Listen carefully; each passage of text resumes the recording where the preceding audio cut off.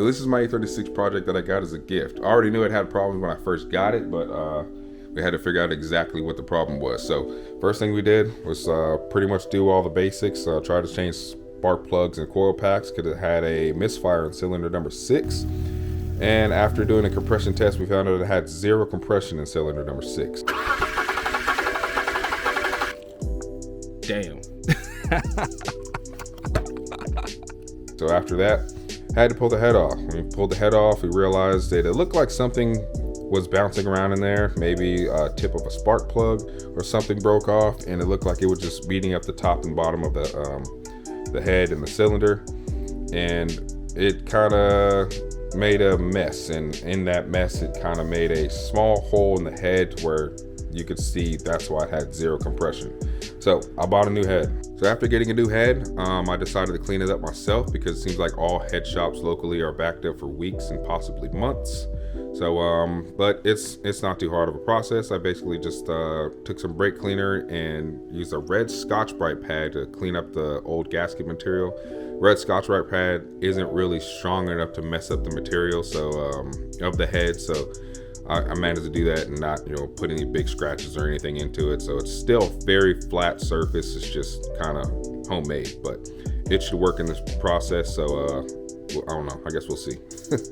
So after pulling the old head gasket off the block, some of the material from the head gasket actually got stuck, and I actually had to scrape it off. I tried to use a plastic scraper, but it really wasn't strong enough. So I ended up using a razor very carefully and flat as I could. And that worked like a charm, but of course it came off super fast and some pieces seemed like they fell down in the channels.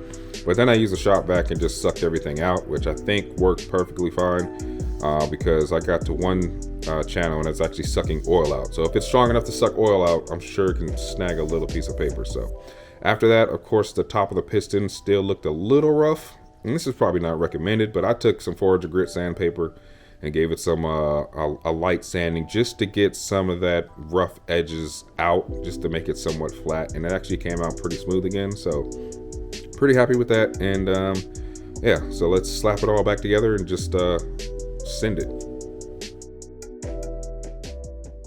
And now the fun begins. Time to put everything back. Got my cylinder head over here, got my block here, got a brand new everything gasket. Pretty much got my head gasket in there. Is a valve cover gasket, throttle body gasket, exhaust gasket. Every type of gasket I pretty much removed to get to this point is in that package. And I also got that as a present too with the car because they knew the head had to come off. So anyways, let's get to work. We're gonna start off by first swapping these O2 sensors from my old headers to my new headers, because I'm not going to remove the headers. They're the same headers, so it doesn't matter.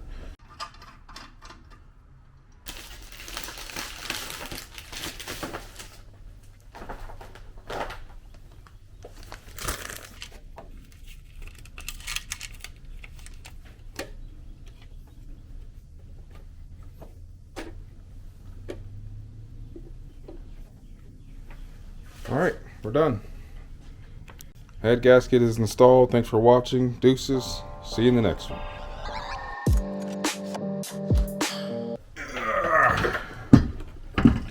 I have to make sure my aim is on point so I don't move the gasket. This is very tough. Don't worry about those sounds. Those are tough sounds. Those are tough guy sounds. I'm way off.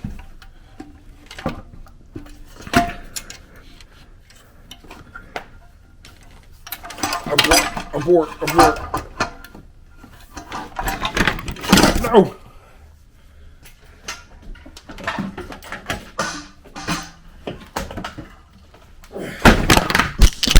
Shit. Hey, you guys okay? That was my bad.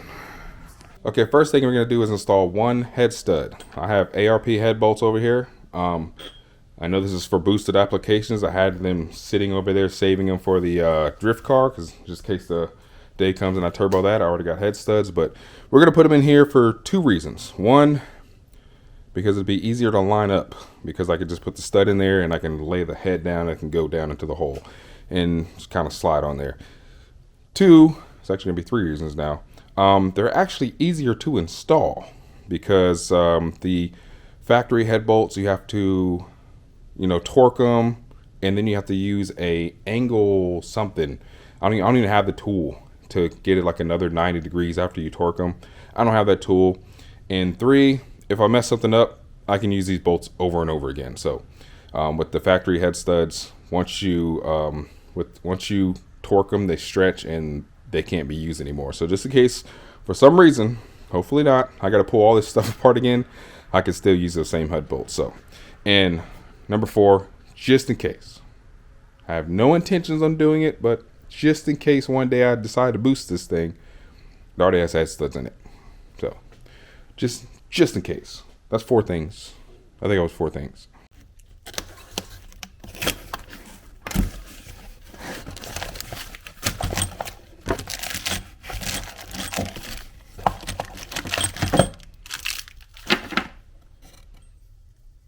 Bam. All right, if you guys remember these things, I actually installed these on the Turbo E36, but I also did it with the cams in. It's a little tricky, but it's possible. But basically, you're gonna lube up every time you use one of these things to make sure it is tight. I'm gonna put one right here. For the studs, make sure you put it with the knob down so it stops. And basically for these, they're just gonna be hand tight. And for the top, you'll have torque specs and stuff, which should be in the box somewhere. But as far as these, there's an Allen at the top, a 4, and you just tighten these till it's hand tight. You don't go crazy on this, or because you do not want to strip head studs. They're just snug. That's it. And then when I go put the head on, I could slide the head right down here and it'd be a whole lot easier. I could probably put another one here and go ahead and do that now. You guys are so in the way. I'm sorry. There, you're safe up there.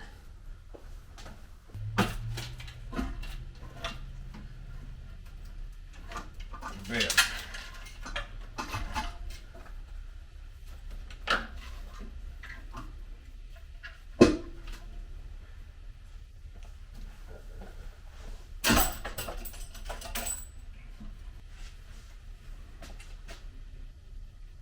Head is officially back on the car and gasket is lined up, thank God.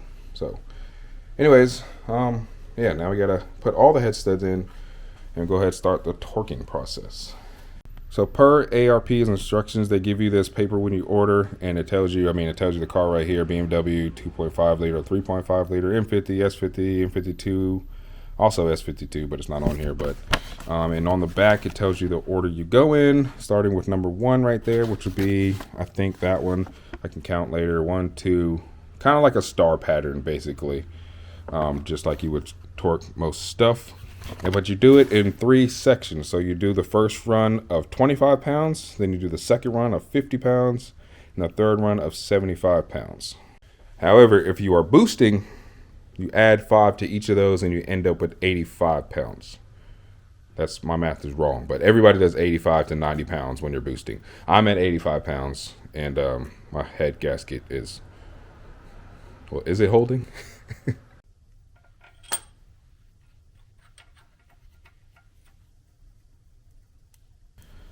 All right, the studs are all in place. And remember, there's actually 2 E8s that go in the very front right here, but that's not part of the actual torquing process, so don't worry about those right now. They go in later because they're E8s. They're like 7, 8 pounds, something like that. It's really, really light, so it's not really part of the process. So take your washer.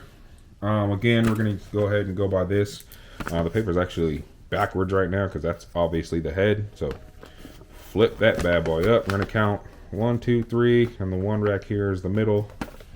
There's 2 in the very corner too. Don't forget about those. So 1, 2, 3, and that's the one in the middle. There's 14 altogether. So let's go ahead and put a washer on there. Don't put anything under the washer, and then put some grease on there and torque that down. These are 12 points, so you do need a 12 point with ARP head studs. The other ones are not 12 points. Where's my, oh, let's slab it. right there on the edge. She wants it. That's a lot. Jesus Christ. Oh my God. What did I do? All right. Well, you get. Hold on. Let me clean that up. Woo. All right. It's hard to see, but it's in there. I wiped it all on the inside. So now we're gonna put this on here, and make sure it goes on smooth. If it doesn't go on smooth, take it back off and put it back on there, because that's the whole point of the assembly lube, is to make sure everything is smooth and everything is torqued properly. How the hell did I do this with the cams in? Jesus, it's possible. You guys witnessed it on camera, but that is tough. All right, I got to flush with my fingers, so I'm just gonna go 25 pounds for the first wave. This is not a lot.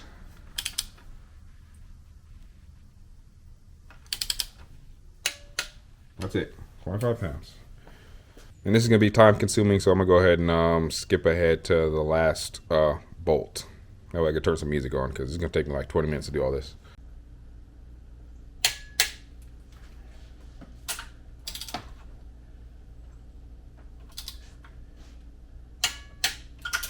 Woo. Head is torqued.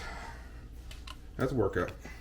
All right, all these beautiful head studs are in, torqued to 25, then 50, then 75. So now we're gonna put these last two little E8s. They're different sizes. You might remember when you pulled them off, right? Yeah, I forgot, but the long one actually goes at the top, and the shorter one at the bottom. All right, so I'm putting these things in now. I do have one little problem today. A lot of these little E8s and stuff, especially like when it comes to like the cam bolts and stuff, they actually have a torque spec of 89 inch-pounds, not foot-pounds, inch-pounds. So I don't have a torque wrench that does 89 inch-pounds. I even tried to go to AutoZone up the street, and theirs are like 120. So the torque spec we're going with today is snug. Snug. All right, now we're basically gonna put all this stuff back together. The cam trays, the gears, the VANOS, all this stuff. And we're gonna need the cam lock tool and a shoelace for the cam trays. All right, so here's the cam tray. I have a shoelace holding all the lifters in, because remember, actually when you take this out, this is upside down right now.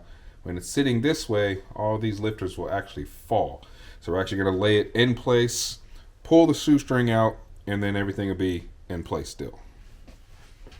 All right, shoelace is held tight. That way I can slide this in here without these things falling out. Come on. We're getting these things lined up perfect. There we go. The lifters are in there. We're gonna yeet this thing out of there. And bam. I put the cam on. All right, time for the cams. The cams have dots, and when you see the dots, make sure they're facing upwards when you put it in there, because that's going to be top dead center. And we're going to need that when you line up all the gears and stuff. So it should go just like that. And we're going to go ahead and tighten all the cam caps. It's going to have to push the lifters down, so because top dead center is a little tricky. That's it right there. And remember, these have numbers on them, so they go back in the same exact spot as before.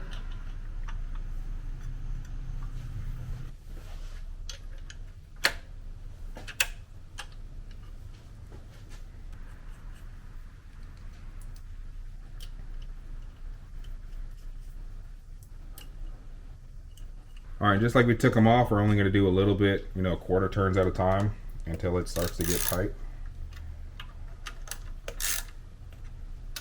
And we're going to go ahead and start in to out.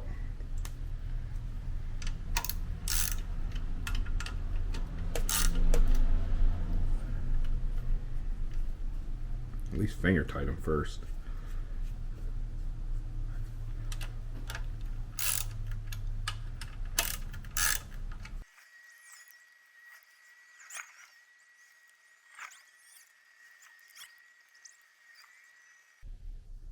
I goofed.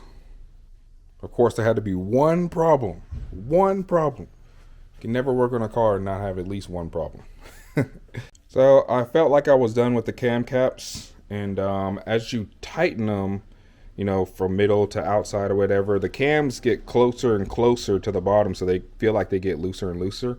And it felt tight, so I thought I was done. Felt like I was done. So I actually went to go to torque specs, which is 11 foot-pounds. This actually does do 10 foot-pounds, so I put it on 11. And for some reason, it just kept tightening and tightening, and I was like, it just felt weird. It felt off. I don't know. It just didn't feel right. But I kept going, and bam, snapped a stud. So this is now loose again. So the rest are good, but yeah, that definitely just snapped out of place. So luckily, I just need a stud, and I just happen to have a spare head right here. It's my old head. So I'm just gonna take a stud out of there, and we'll be good.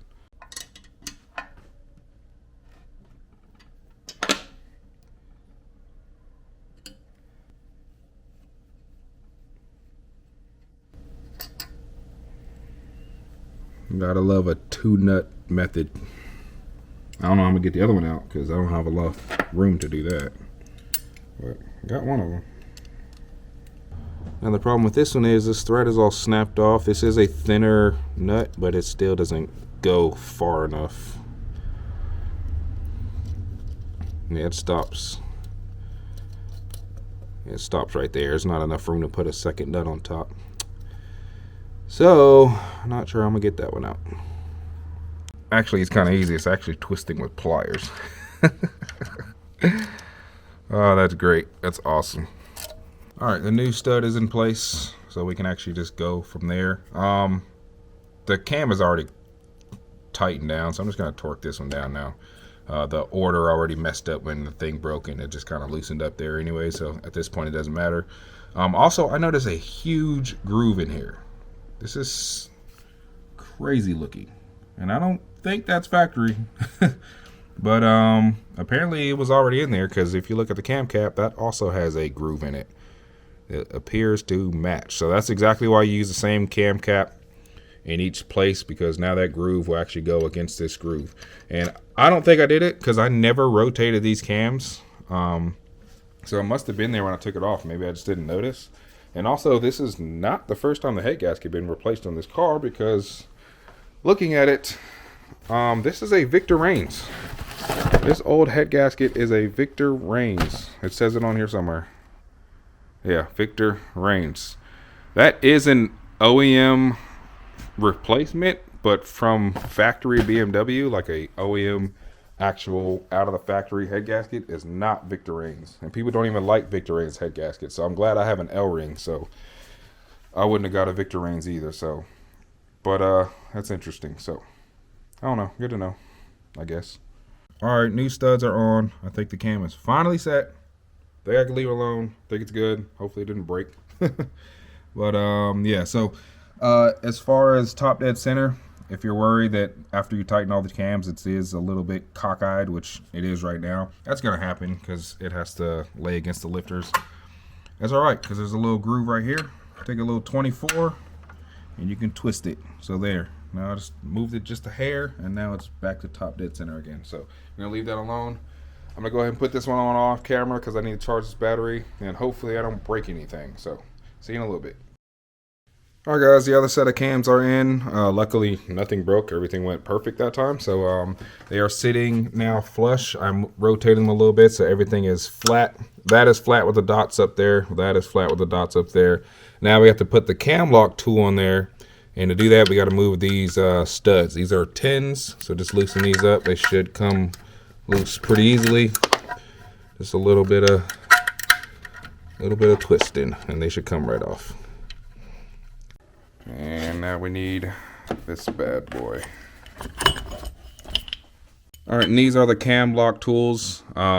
Pretty simple, really. Just they were just blocks, and they sit flush against the back of the block, and they hold the cams in place because they are squares at the back. So basically, I'm gonna put this together, and it's basically gonna hold, just sit flat against the back of the block without the nuts on there, and that is what's gonna hold here, that's what's gonna hold the cams from twisting when you're trying to tighten stuff. So it's pretty simple technology. All right, now it's time to do all the cam gears and stuff, the fun part. So remember, you marked this with the zip tie. We're gonna cut the zip tie off, and we're gonna put this first gear on here. So they look identical on each side. I don't think there's a difference, but clearly you can tell that that shape matches that shape, so it's definitely that side, so I'm going to use that side. And remember, the arrow we're going to line up right with this sprocket. So let's go ahead and cut this zip tie, because it will not sit on there without the zip tie. And then we'll get that situated. So let me line it somewhat up first. So zip tie goes right there. So let me cut that zip tie.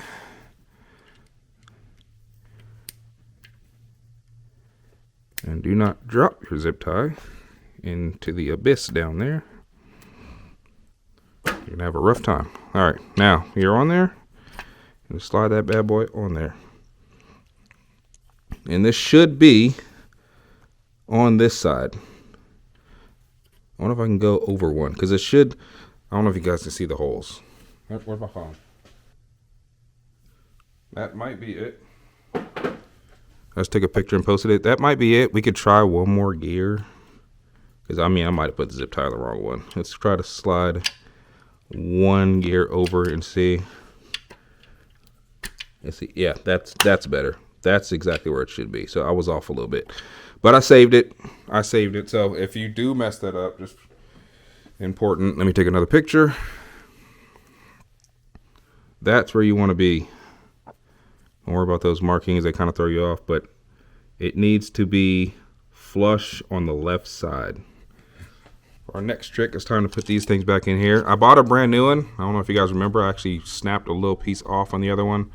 I didn't think it was that big a deal, but just in case, I bought another one. So before we do that, do not want to drop a bolt down here in this pocket. So let me stuff this down here for a second, at least till I get that one on there. So let's line this up. This is going to go right there. And let's thread that. And the super long one comes right here down straight. And I'm going to thread these to snug spec.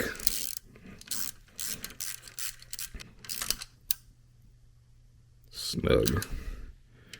Remember, they're all like 89 inch-pounds, which is equal to 7.5 pounds, which is not a lot. Now for this bad boy, there's 3 bolts. I put all the bolts back so I can remember where they go. It was 2 mediums, a very small one, and a long one that goes in the front through here. So let's put this up here. And these are all 10s. And I still have the little Allen bolt holding this thing down. We'll take that off when we put the other chain on. This one goes in the front. And let's get these 2 snug spec. All right, now it's time for the twin gears. You've already marked these because you know exactly how far apart they need to be, and you have not moved them, correct? Good job. We're gonna go ahead and slide these in now. The relationship between where this exactly needs to go is not important because this will be rotated anyways when we go to put the VANOS on. So just put it on there practically anywhere as long as it's, the same distance. And that's why we still have the chain tensioner Allen bolt back there. Take that off last. So that is in there now. Now we got some more washers on the front of that. All right, so now you got a sandwich mounted washer set that's going on this. The first one is a thin boy. You can go ahead and put that in there. Then you got a curved one that's going to curve towards the engine. And then you got a thick boy to top it all off.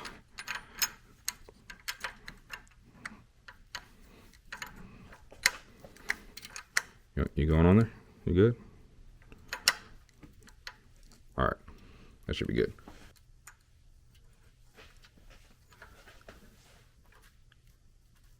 It doesn't matter if you're rotating these. I'll show you why later.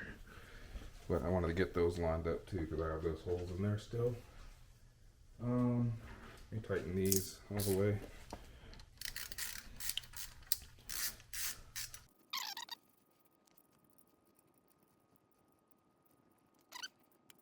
You got this little plate right here. You can see that's goes against the gate, these little things right here. Hopefully you guys can see it. But yeah, just line this up again. Make sure you can get it in the holes back here. Little guys, be careful. Do not drop. Do not drop. These we aren't going to torque all the way down because they still need some type of looseness.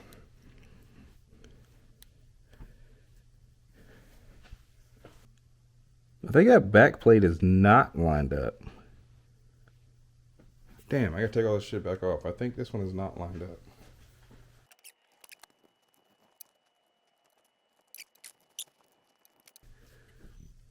Because right here where it's at doesn't work.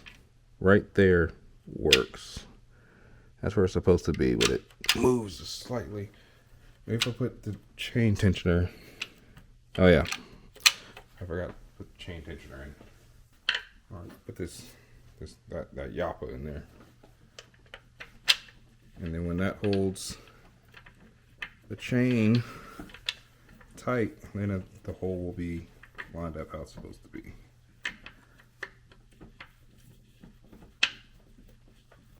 Yeah, that looks more like it. No, it's not. Yeah, it's not going to rotate now.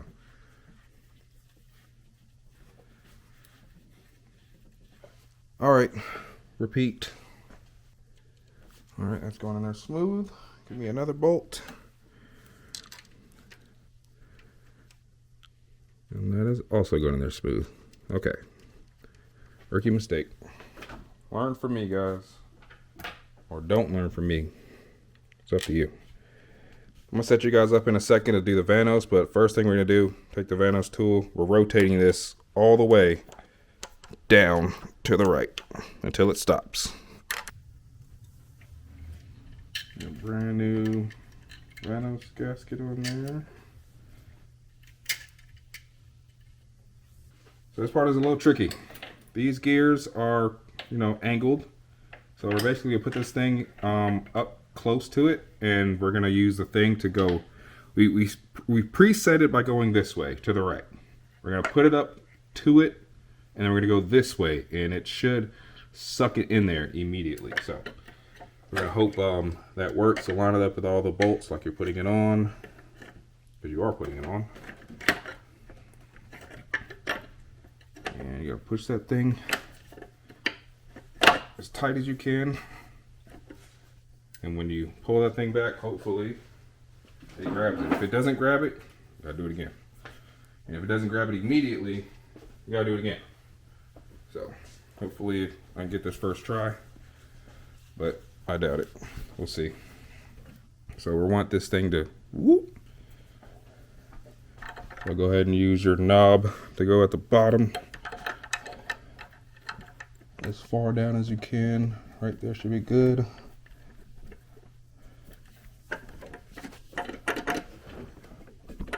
Come on, babe. Oh, that was perfect. Perfect. Ooh! That's exactly what's supposed to happen.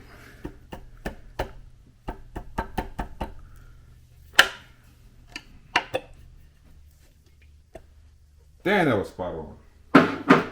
I gotta find all my VANOS bolts. I don't know where they are.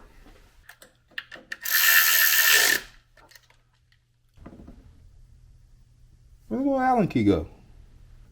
I didn't pull that thing out.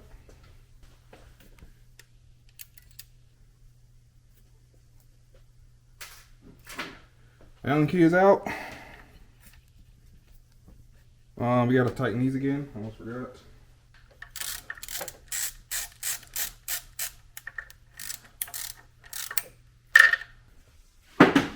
Pull the blocks off. We double check, make sure I did everything. All right, so if this is all correct, take a 22, put it on the crank bolt, and you should be able to do a full 360 with no interruptions.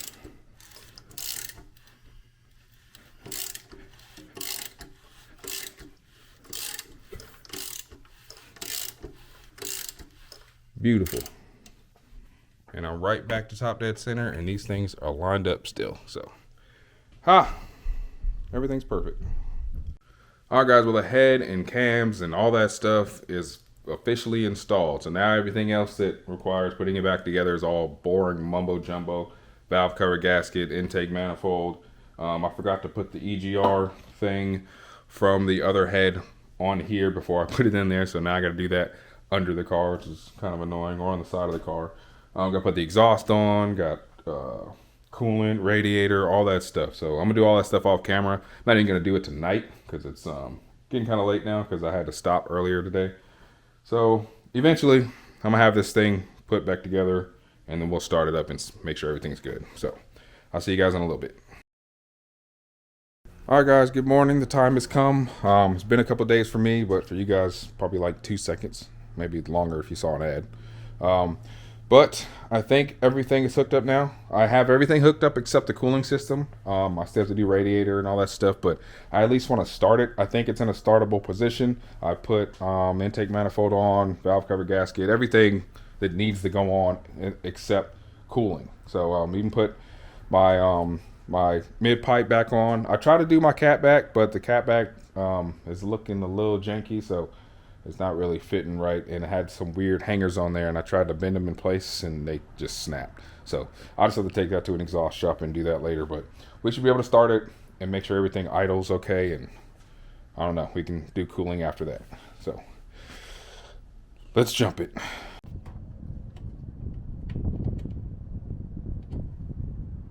Oh, before I start, there was one problem I do have under the intake manifold. I've never messed with an M52 intake manifold. They're kind of annoying. The idle control valve actually plugs directly into the manifold, where M51s, they have hoses that go to the idle control valve. That thing is annoying. For some reason, it will not stay still. Like, I could push it up into it, it'll sit, and then it kind of just falls out. So it's probably going to fall out. I might have a weird idle, but hopefully it'll idle for now. It's in right now, but I know, like, driving around, vibrations and stuff, it's definitely gonna fall out. So I'll have to fix that later, but hopefully it can at least start today.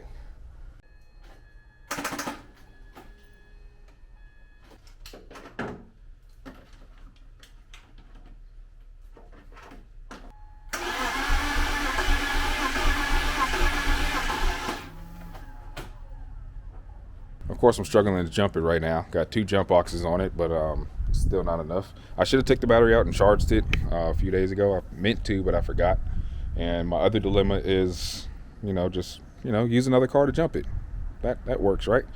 There happens to be a car right here in front of it, right?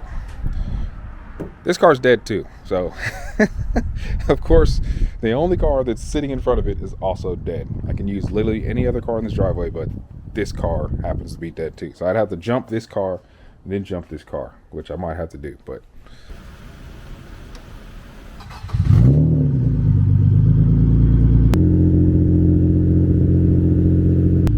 all right, jump box and the car's connected. It should start now.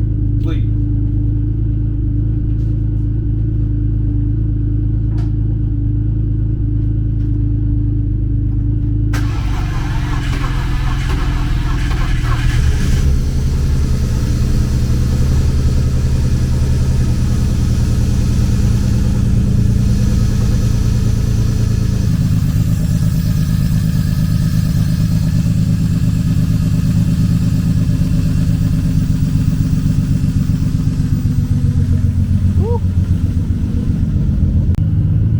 Drift car off so you can hear it. This thing is purring.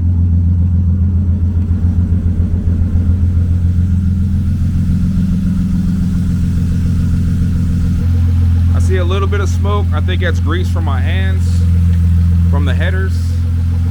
But we'll let it warm up a little bit. But as far as everything else, it sounds like it has 6 cylinders.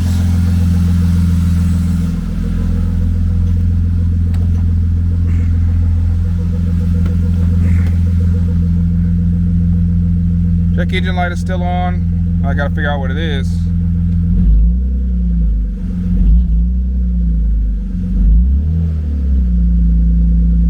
That sounds a whole lot better.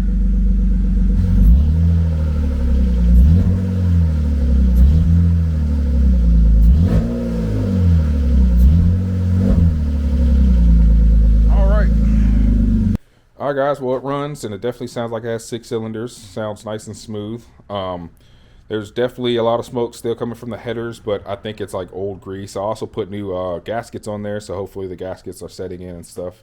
And hopefully we be all good. So I'm gonna go ahead and start putting all the cooling stuff in there, and then gonna have to bleed it. And yeah, so I'm about to jump it again because I know that battery's dead because I just turned it off. But we'll do that in a minute.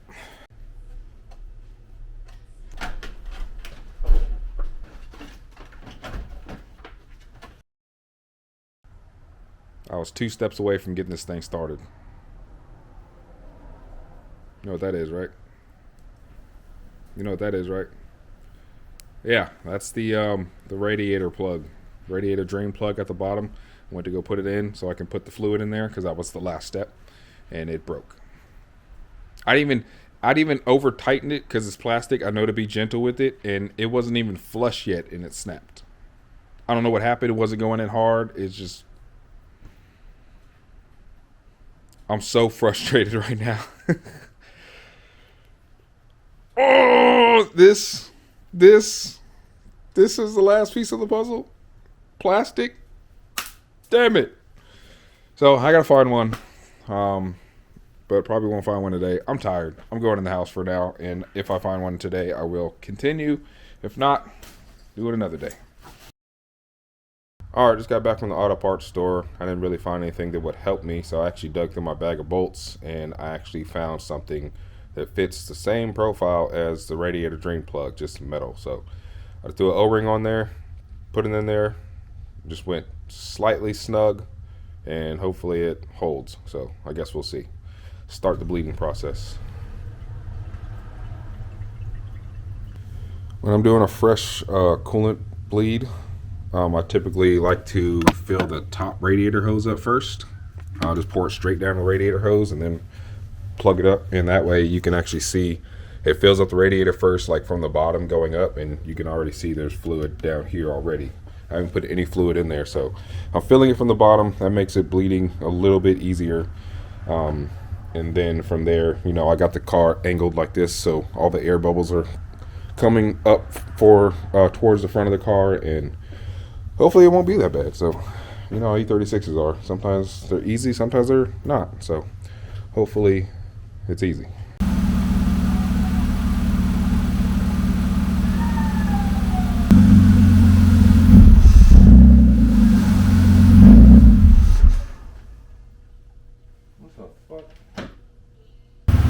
Alright guys, well I think that's going to do it for this video.